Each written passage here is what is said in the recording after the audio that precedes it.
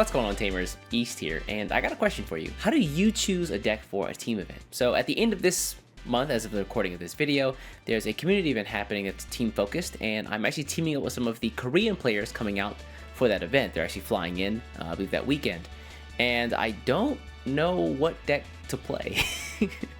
I've been playing a lot of Digimon recently, so I thought I might just use that, but I'm still a little bit iffy on the deck, so I was hoping that if you folks had any ideas out there, help a brother out and put them in the comments below. Luckily, that event's still far out into the future, but looking at the events that are happening now, we just wrapped up the 5th week of events for the Xros Evolution set over here in Asia. So I'd probably consider this past week a bit of a lull in the competitive season, but there's a couple of reasons why that is. We'll talk about them in this video, as well as look at the event results that we do have, and take a look at some of the more interesting decks that topped over the course of the past week. So let's dive in. So not actually a ton of event results this past week, because the end of October, where these results are taken from, is this weird period where we're kind of reaching the end of the current prizing support for local events, which is like the tournament packs that have one of the 4 cards you can only get right now at those events.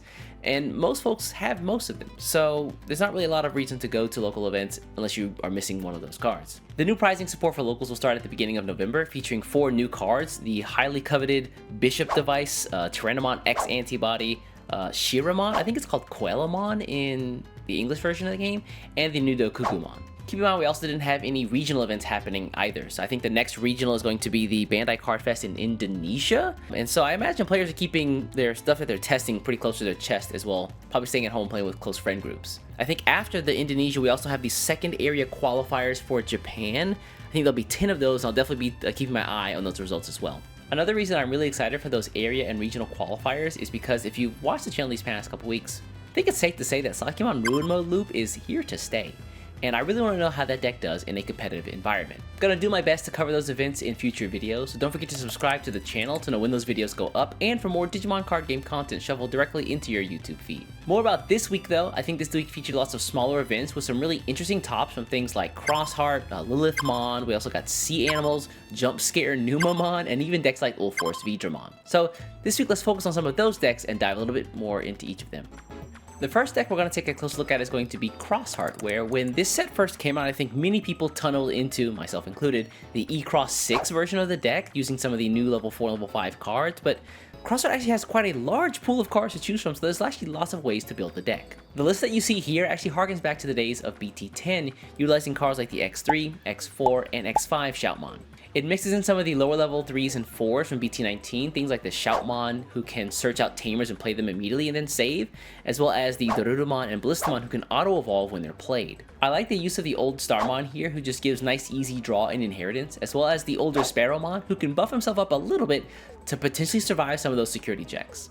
Meanwhile, the upper end of the deck, like I said before, focuses on X4s and X5s. The old X5 giving you security tech +1 and blocker, and the new X5 allowing you to just material save whenever it's removed from the board, not just deletion, but also if it is deleted, you can play level 4 out onto the board in its place. With all the tamers that this deck runs, you might confuse it for a hybrid deck if you aren't looking closely enough, but for all the good general utility these cards give in searching, card draw, and additional memory, it's too good to pass up. And with cards like the Akari Tamer, who lets you just play down essentially a Jaeger Dorudamon for free, who can lock out your opponent's Digimon from using their evolve effects, he can turn some really strong cards into just vanillas for a turn. Also, if you look really closely, you'll notice that all the level 5s in this deck are really specifically targeted for their color. That's because if anything goes wrong during the game, you always have a Shadow Seraphi Ace in your back pocket. I say that this kind of deck definitely pushes the aggressiveness of Crosshearts to its limits, and if you're the kind of person who likes that kind of gameplay, much like me, then definitely give this list a try.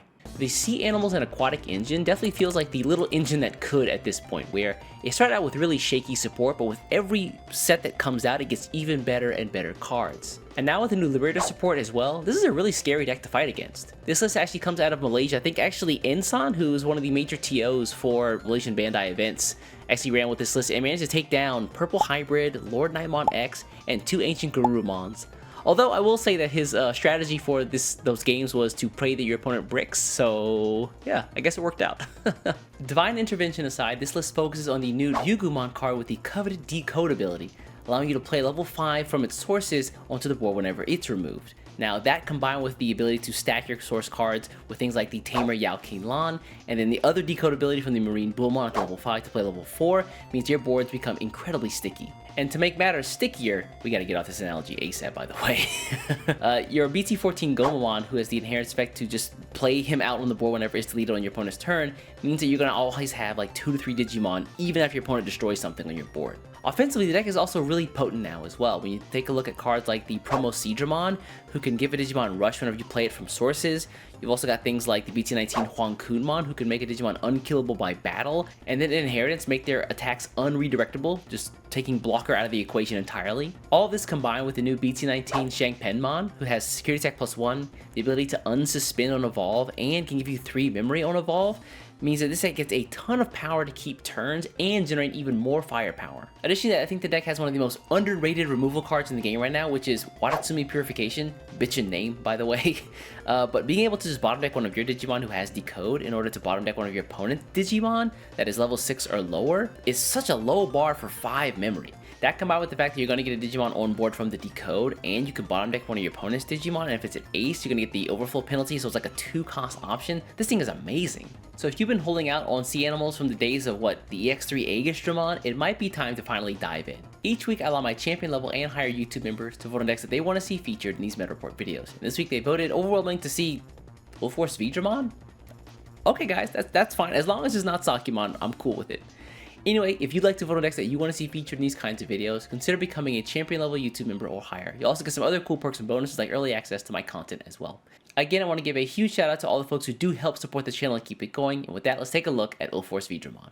So Force Vron was this really cool combo deck that came out back in the day where during the course of the game, you would collect your arena tamers. And once you got to your Force Vron, you could attack with him, play a tamer, he unsuspends, you could attack again, play a tamer, unsuspend, so you can keep doing this over and over until you won the game in this super huge combo play. Notably, it was pretty hard to collect those tamers quickly because they could be in your security, it would also be difficult to get them from the trash, etc, etc. But this deck keeps the spirit of that deck, the original version of it, but then shores up some of its past weaknesses with some of the new cards added to the game. For example, Force Vron was only a 12k DP Digimon, so a blocker or an attack redirect or a big security Digimon would just ruin your entire combo in one go. But now with cards like the BT19 Huangkunmon, which we also talked about in the Sea Animals deck just a moment ago, alongside some nice jamming inheritables from things like the BT17 Caesarmon, you shouldn't have to worry about those things anymore. In the past, the deck also struggled to get security attacks during the early portions of the game because you were so committed to focusing all of your resources on building that one Force Vron stack and then finding tamers.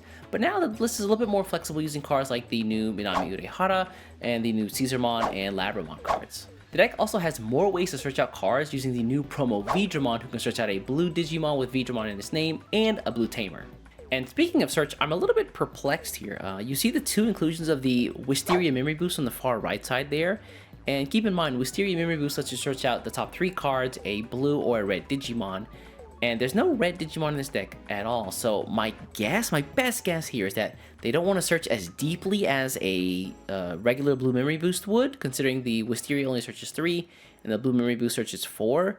But in that case, why not just include another copy of the mental training instead, which is only going to search out 2 and you can grab anything. I'm not really sure why. That's my best guess. They just don't want to dig as deeply, but they still want to dig a little bit deeper than the training. But let me know if you have better ideas in the comments below. And so I've always had a soft spot for Force myself, and so now it might be time to finally dust off those arena tamers I paid so much for when they came out. Oh god, secret rare waifu cards are insane. Pain to my wallet. Oh hey, bonus here. So I told my YouTube members that I might actually feature a second video that they voted on this week, but they were slick. They tried to be slick anyway, and they made sure that the second place video actually was a tie between 2 others, so they tried to get 3. I'm one of y'all, but I figured that instead, and I realized last week I talked about Hia's deck list, and I might have mentioned showing off before, but I actually don't think I did. So we're actually going to show off the Hia Shakomon deck list that I mentioned that got top 32 at the DC1 Grand Prix a while back. And this is actually the list itself. I think this is the most updated version of the list. This is from a community tournament I saw recently, so it wasn't actually from DC1, but this guy is pretty notable for not changing his deck list very much, in that like he picks a deck and just like grinds it out. So maybe there's some small updates, but generally this is the idea. And yeah, it is this nasty yellow blackish mid-range control deck where you have all these like free engine cards like the Armagimon and the Patamon. The Patamon searches to security, Armagimon searches to the deck, and then you've got the other Armagimon who can evolve for cost minus. And that combines with all these high cost evolution cards that get reduced thanks to his effect. and things like the Magnamon, who is really nasty removal, the Scumon, who he can be stacked on security, and then he also gives DP minus in inheritance, which is nice. The Shimon can just stop attacks from happening, which is insane. All of this just to get into a Shakomon. And then once they get into a Shakomon, it's like this untouchable ball unless you have like an option card that can hurt it, that's just gonna stick on the board no matter what. And then from there, things get wild. Level 6 the following turn is either the Black War Greymon for Tamer Hate and then Unsuspension, the Black Seraphimon, the Magnamon X, and in rare cases, the Valkyrie Ace. I think the Valkyrie Ace is mostly focused on the Edamon card as like the ones who play that and the Shadow Seraph I just mentioned. And then from there, they can just go into Ragnarlord, and they have this huge stack from the Shakomon cards, and then while the other level 5 is not so big, it's still enough to add to maybe like get one more security from the Ragnarlord, and that's basically game. They do all this while keeping you weak through lots of Digivolve, lots of Source Stripping, the Magnamon, the Shadow Seraph I mentioned before. You've also got the Iori and Takeru Tamer, who do the same, who just have Digivolve. That's so weird to me. But yeah, I get it. And then a couple of helpful, useful option cards, one being the Sepia Memory Boost, the one of allowing you to just search through the deck for a black or yellow card, which this deck easily fits, and then 2 of the Black Scrambles to put something on the board so that you can generate a Shakomon really quickly, and then it's untouchable for a turn. You have like a blocker ace like lined up in the back. Yeah, truly a deck that is nasty, definitely one that you won't see very often. I think he's like the only person I've ever seen play this list and really hone it and refine it. And so, yeah, I like players like this. I wish there were more people who did this where they pick something they liked and they just like grinded it down to the most efficient version they can find. I think honestly that's like the most enjoyable way to play the game, where you just like go through the process, you know? Don't be one of those nasty net deckers out there. Now, who would do something like that? And so yeah, it's gonna pretty much wrap up week 5 for the Xros Evolution BT19 set over here in Asia. Bit of a quieter week, but I thought we got to see some really cool looking, interesting deck lists as well. Yeah, I've got to go figure out what deck I'm gonna be playing for this team event. Again, let me know if you have any ideas for like how to decide in the comments below. Also, I've been actually trying out Lucemon and I don't hate it. Dang it. If I end up bringing Lucemon, I'm gonna be really mad at myself. But yeah, anyway, I'm gonna get out of here. Before you get out of here, do me a favor, hit the subscribe button, and I'll catch you in the next one. Take care.